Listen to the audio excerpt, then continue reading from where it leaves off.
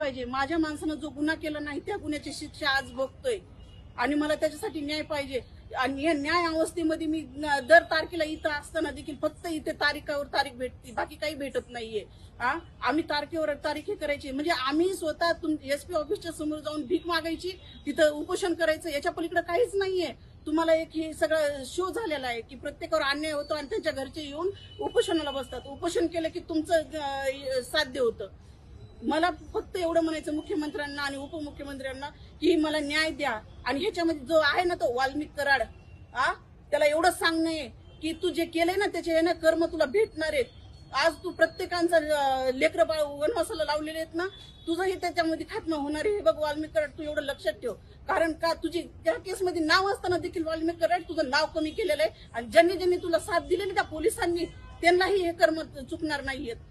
एवढं माझं म्हणणं आहे की आम्हाला आत्मदहन करायची वेळ आणू नका आणि आम्हाला उपोषणाची वेळ आणू नका, कारण आमचे खूप बारीक बारीक लेकरं आहेत आणि आमच्या नवऱ्याने न केलेल्या गुन्ह्याची शिक्षा तुम्ही त्यांना देऊ नका।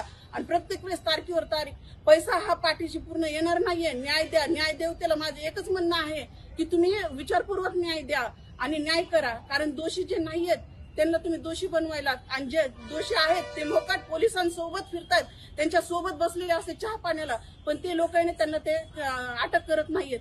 का न्याय मिळत नाही? मला न्याय मिळाला पाहिजे। महादेव गित्ते हा माणूस एक माशी सुद्धा मारू शकत नाही आणि त्याच्यावरच फायर करून त्याच्या घरी येऊन गोळीबार करून गोट्या गित्ते, राजेश फड ह्याने स्वतःहून ते बापू आंधळेला गोळ्या घातल्यात, माझ्या समोर घातलेल्या आहेत। ह्यांनी गोळ्या घातलेल्या असताना देखील ते मोकळे फिरतायत आणि माझ्या नवऱ्यावर नाव घालून माझा नवरा आज मदत आहे। त्याला गोळी लागून सुद्धा, त्याचं एवढं मोठं ऑपरेशन होऊन सुद्धा त्याला आज जामीन मिळत नाहीये।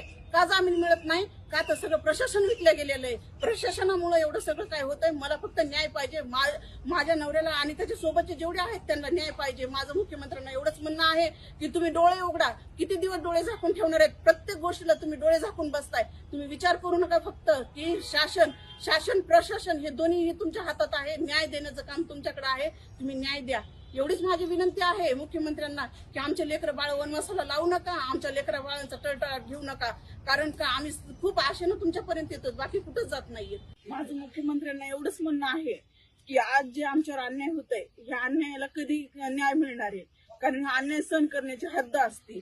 ज्यांनी गुन्हे केले नाहीत ते अजूनही जेलमध्ये आहेत आणि ज्यांनी गुन्हे केलेत ते अजून फरार आहेत।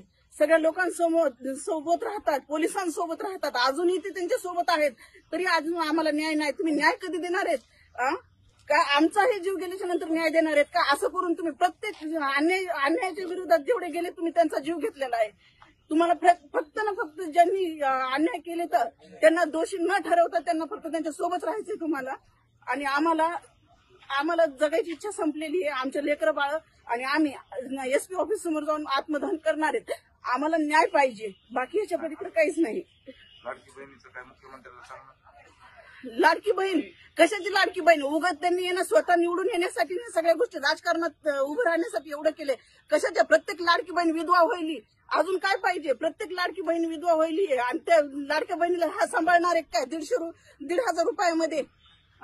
गोट्या किती तुमच्या घरी आलता त्याविषयी काय? हो, गोट्या किती सगळ्यांनी मिळून त्या बापू आंधळेला मारलं, माझ्या नवऱ्यावर गोळ्या झाडल्या, माझ्या घरावर गोळ्या झाडल्या आणि एवढं होऊन सुद्धा गोट्या गित्ते, राजफड हे सगळे मोकाट फिरतायत आणि माझा माणूस मदत आहे आणि त्याला न्याय नाही। आणखीन कसं करायचं, कसं जगायचं, कसं लहान लेकरांपासून आम्ही कसं सांभाळायचं त्यांना? ते मर्डर कुणी केला असं काय म्हणणं?